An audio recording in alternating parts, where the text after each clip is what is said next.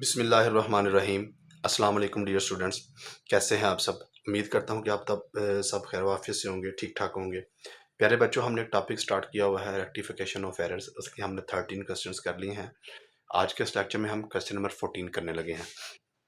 Question number 14 को बढ़ते हैं बेटा। क्वेश्चन नंबर 14 में हमें कहा जा रहा है, in taking out a trial balance a book keeper find that he is out of ₹800 excess debit, यानी कि डेबिट साइड ज़्यादा है। तो बेटा हमने एक रूल पढ़ा हुआ है कि अगर डेबिट साइड ज़्यादा होगी तो इसको हम ट्रांसफ़र करेंगे क्रेडिट साइड पे सस्पेंस अकाउंट की। अगर क्रेडिट साइड ज़्यादा होगी तो इसको हम ट्रांसफ़र करेंगे सस्पेंस अकाउंट की डेबिट साइड में। तो हमारे इस केस में डेबिट साइड जो है वो ज़्यादा है 800 रुपये से। तो हम इसको कहाँ पे ट्रांसफ़र करेंगे, क्रेडिट साइड पर ट्रांसफ़र कर देंगे सस्पेंस अकाउंट की।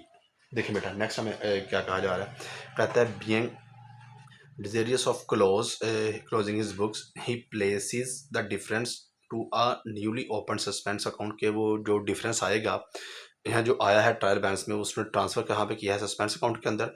In the next period he discovers the following discrepancies. के बाद में उसने क्या देखा कि कुछ इख्तलाफात आए हैं, कुछ एरर्स आए हैं। वो एरर्स क्या हैं, an item of sale for ₹5,900। एक आइटम आपने सेल की है तो आपने 5,900 की was posted to sales account as ₹9,500। बेटा आपने जब सेल्स की तो आप एंट्री पास करते हैं कैश अकाउंट डेबिट, और सेल्स का जो बेटा अकाउंट होता है वो क्रेडिट होता है। एंट्री पास होनी थी ये वाली। कहता है उसने किया क्या है, उसने कैश अकाउंट को डेबिट ही किया हुआ है, उसने सेल्स अकाउंट को क्रेडिट ही किया हुआ है। कैश में उसने 5,900 लिख दिया, मगर जब सेल की बारी आई तो सेल में उसने 9,500 रुपया लिख दिया। बेटा अगर हम थोड़ा सा गौर करें, एनालिसिस करें, तो करेक्ट एंट्री में कैश डेबिट है, रॉन्ग एंट्री में भी कैश अकाउंट डेबिट है। हम अब रेक्टिफाइंग एंट्रीज की क्या पास करेंगे। सेल्स अकाउंट क्रेडिट है तो उसने क्रेडिट ही किया हुआ है, करना था 5,900 से, कर कितने से दिया, 9,500 से। इसका मतलब इसने ओवरकास्ट किया। तो ओवरकास्ट का रूल क्या, अगर कोई अकाउंट क्रेडिट होता है उसको डेबिट करेंगे। हम क्या करेंगे, सेल्स अकाउंट डेबिट, और इसके मुखालफ में क्या आ जाएगा, सस्पेंस अकाउंट, क्योंकि ये सिंगल अकाउंट का एरर है। और आप तमाम स्टूडेंट्स को पता है कि सिंगल अकाउंट के एरर में हमेशा कौन सा अकाउंट इन्वॉल्व होता है, सस्पेंस अकाउंट। 9,500 में से लेस कर देंगे 5,900, तो हमारे पास एक अमाउंट आएगी 9,500 माइनस 5,900। तो बेटा जो अमाउंट हमारे पास आती है वो 3,600 रुपये आती है, यानी कि 3,600 के साथ जो सेल्स का अकाउंट है वो ज़्यादा रिकॉर्ड किया गया होगा। तो हम इसकी बेटा नरेशन क्या लिखेंगे, आप इसके नरेशन लिखेंगे, sales account recorded overcast but no rectified. ये थी हमारे पास पहली एंट्री। अब हम आते हैं एंट्री नंबर 2 की तरफ। एंट्री नंबर 2 में मैं क्या कहता है, कहता है जी the total of sales return book has been added ₹100 short. कि जो सेल्स रिटर्न है वो 100 रुपये से कम लिखी गई है। तो बेटा आप तमाम स्टूडेंट्स को पता है कि सेल्स रिटर्न हमेशा डेबिट होती है, तो सेल्स रिटर्न कम लिखी गई है।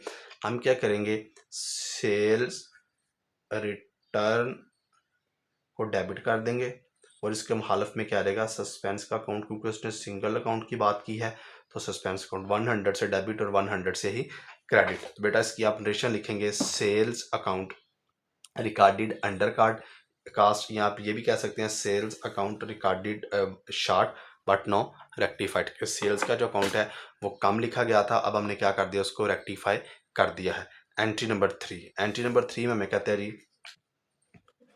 N amount of ₹3,700 receive from a customer. एक कस्टमर से हमने 3,700 रुपया वसूल किया है। बेटा एंट्री पास होती है कैश का अकाउंट डेबिट, और कस्टमर लिख लें या आप डेटर लिख लें, डेटर्स का अकाउंट क्रेडिट। एंट्री ये पास होनी थी और अमाउंट लिखी जानी थी 3,700। उसने क्या किया, उसने कर दिया has been credited to his account as ₹7,300 से। उसने क्या किया बेटा, कैश को डेबिट ही किया है, और जब उसने कस्टमर को रिकॉर्ड किया, कैश में 3,700 लिखा है और कस्टमर में उसने 7,300 रुपये लिख दिया। बेटा अगर आप देखें तो कैश अकाउंट तो हमारे पास बिल्कुल ठीक रिकॉर्ड है, कैश में तो किसी किस्म का कोई भी मसला नहीं है। मसला किस में है, कस्टमर में।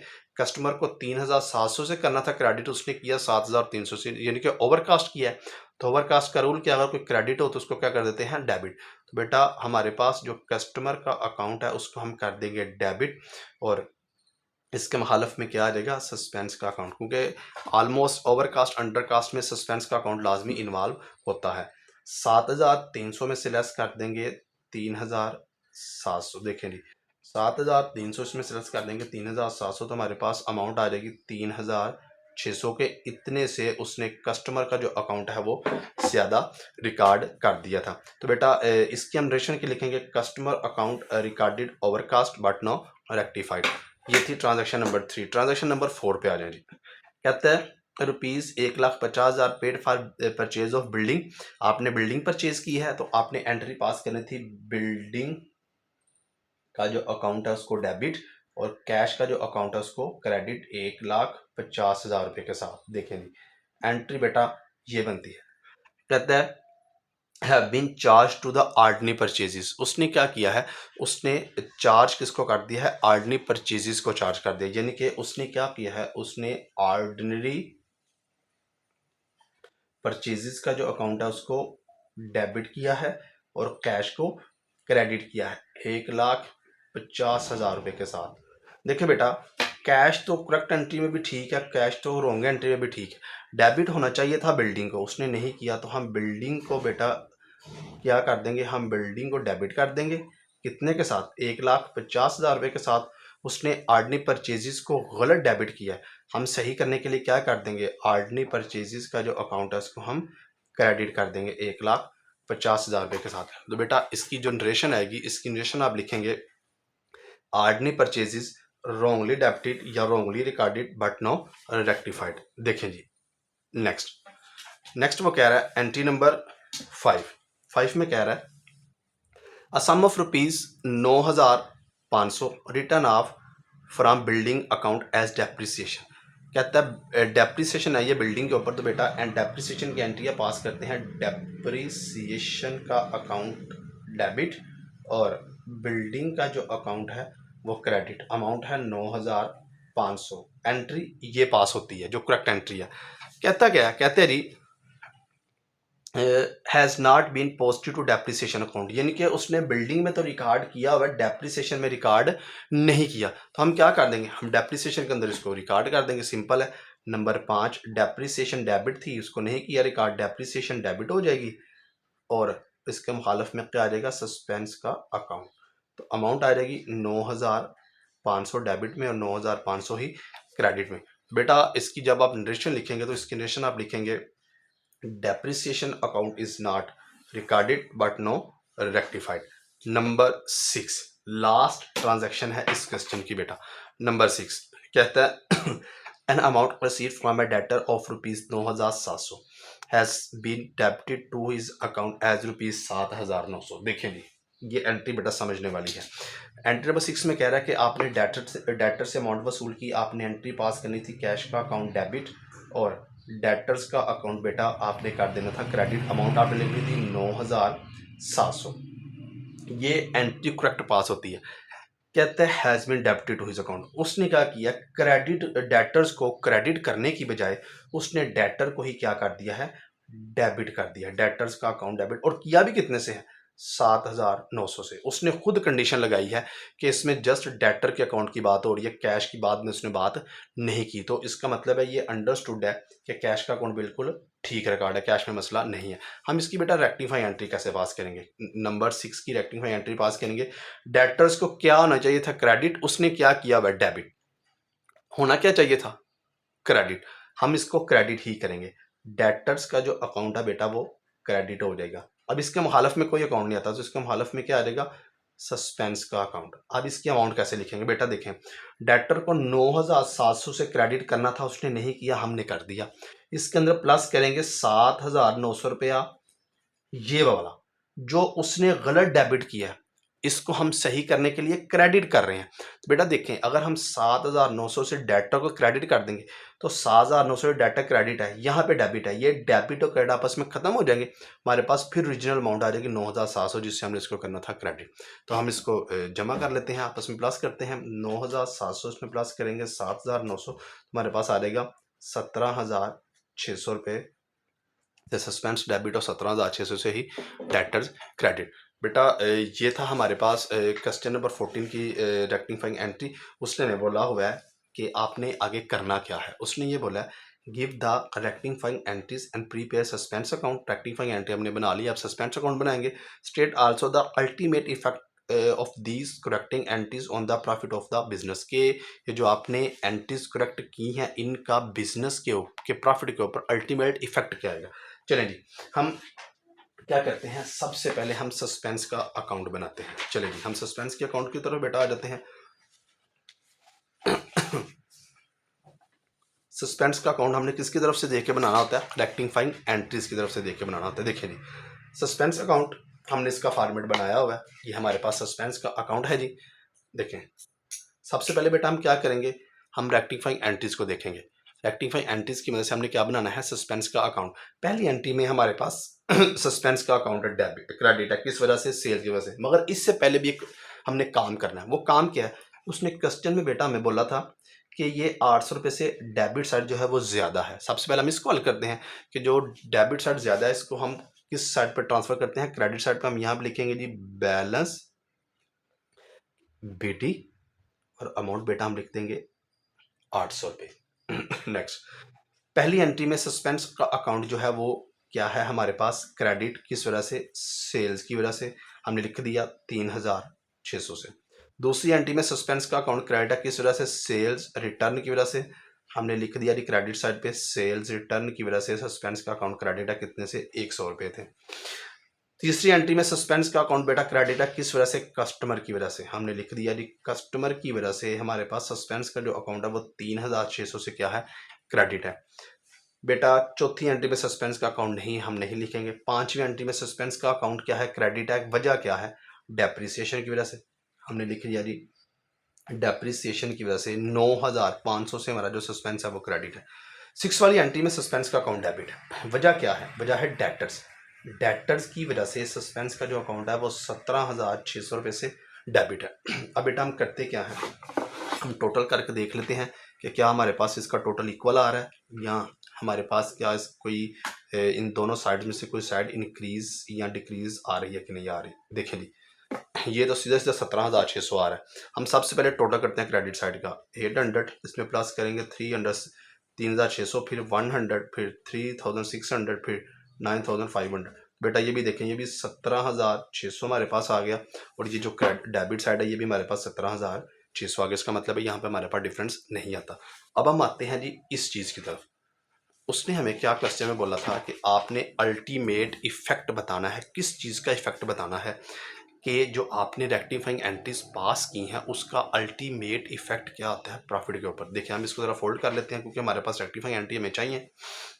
बेटा सबसे पहले आप करेंगे effects on profit before rectification, items over profit over stative, profit under stative. बेटा इसको करने का एक ही रूल है, आपने रेक्टिफाइंग एंट्रीज की मदद से करना है। बेटा रेक्टिफाइंग एंट्रीज में आपने अपना क्या ढूंढना होता है, रेवेन्यूज और अपने एक्सपेंसेस। इसके अंदर जो रेक्टिफिकेशन जो हम ये अकाउंट बना रहे हैं profit over stative under stative का, इसके अंदर जस्ट आपने जो रिकॉर्ड करना होता है वो अपने एक्सपेंसेस को और अपने रेवेन्यूज के इफेक्ट को रिकॉर्ड करना होता है। ठीक है, एसेट्स लायबिलिटीज कैपिटल इसके अंदर रिकॉर्ड नहीं होती। करना क्या है बेटा, सबसे पहले आपने ये करना है कि आपने अपने एंट्रीज में ढूंढना है कि हमारे पास एक्सपेंसेस कहाँ कहाँ पे हैं और रेवेन्यूज कहाँ कहाँ पे हैं। बेटा पहली एंट्री में हमारे पास सेल्स रेवेन्यू है, और दूसरा इसका रूल ये है कि आपने देखना है अगर एक्सपेंस या रेवेन्यू डेबिट है तो उसको आपने प्रॉफिट ओवर स्टेटेड में लिखना है, अगर क्रेडिट है तो उसको प्रॉफिट अंडर स्टेटेड में लिखना है। ये रूल है। ठीक है, पहली एंट्री में हमारे पास देखें आइटम नंबर अगर हम 1 देखें तो हमारे पास जो सेल्स है वो डेबिट है, तो इसका मतलब है सेल को हम किस वजह से लिखेंगे, 3600 रुपये की वजह से 3600 लिख देंगे किसमें, ओवर स्टेटेड में। यानी कि सेल की वजह से जो हमारा प्रॉफिट था वो 3600 रुपये से ओवर स्टेटेड से ज़्यादा हो गया हुआ था। अब दूसरी एंट्री में सेल्स रिटर्न है। ठीक है, ये भी हमारा एसेट भी नहीं है, लायबिलिटी भी नहीं है, हमारा कैपिटल भी नहीं, ये भी उसमें हमारे रेवेन्यू में कमी हो रही होती है। तो हम क्या करते हैं, नंबर 2 में सेल्स रिटर्न है, ये भी डेबिट है, तो इसको भी हम किस में लिखेंगे, प्रॉफिट ओवर स्टेटेड में लिखेंगे। यहाँ पे इसका मतलब है कोई अमाउंट नहीं आएगी। नंबर 3 में देखें बेटा हमारे पास कस्टमर है यानी कि डेटर है, ये हमारा एसेट है, इसको नहीं लिखेंगे। सस्पेंस को तो इसमें वैसे ही नहीं लिखना होता। इसका मतलब है नंबर 3 वाली जो ट्रांजैक्शन है वो किसी में भी रिकॉर्ड नहीं होगी। नंबर 4 देखें जी, नंबर 4 में हमारे पास बिल्डिंग एसेट है, इसको नहीं लिखते। आर्डनी परचेजेज है। आर्डनी परचेज बेटा हमारा एक्सपेंस है, परचेज को आप एक्सपेंस ही ट्रीट करता है ऑलमोस्ट। तो आर्डनी परचेजेस कितना है, 1,50,000। ये किस साइड पे लिखा हुआ है बेटा, ये लिखा हुआ है क्रेडिट साइड पे। तो हम इसको लिखेंगे प्रॉफिट अंडर स्टेटेड में कि 1,50,000 हमारे पास यहाँ पे आ जाएगा। नंबर 5 देखें जी, डेप्रिसिएशन आपका एक्सपेंस है, डेप्रिसिएशन डेबिट है, तो इसको हम किस में लिखेंगे, प्रॉफिट ओवर स्टेटेड के अंदर लिखेंगे। ये बेटा हमारे पास जो अमाउंट आएगी इसकी वो 9,500 रुपया अमाउंट आ जाएगी। देखें नंबर 6 में अगर हम देखें तो हमारे पास नंबर 6 में सस्पेंस है और डेटर है। सस्पेंस को तो हम वैसे ही नहीं लिखते, तो डेटर हमारे पास बेटा एसेट है, इसका मतलब है इसका भी कोई इफेक्ट नहीं होगा। ये हमारे पास था प्रॉफिट बिफोर रेक्टिफिकेशन का जो अकाउंट है। बेटा अब हमने करना क्या है, हम अब इसका भी टोटल करेंगे और इसका भी टोटल करेंगे। इसका टोटल तो बेटा वैसे ही यही आएगा, 1,50,000 रुपये। अब हम इसका टोटल करते हैं, 3,600 इसमें जमा किया, 100 इसमें जमा किया, 9,500। तो इसका जो टोटल हमारे पास बेटा आ गया वो 13,200 रुपये आ गए।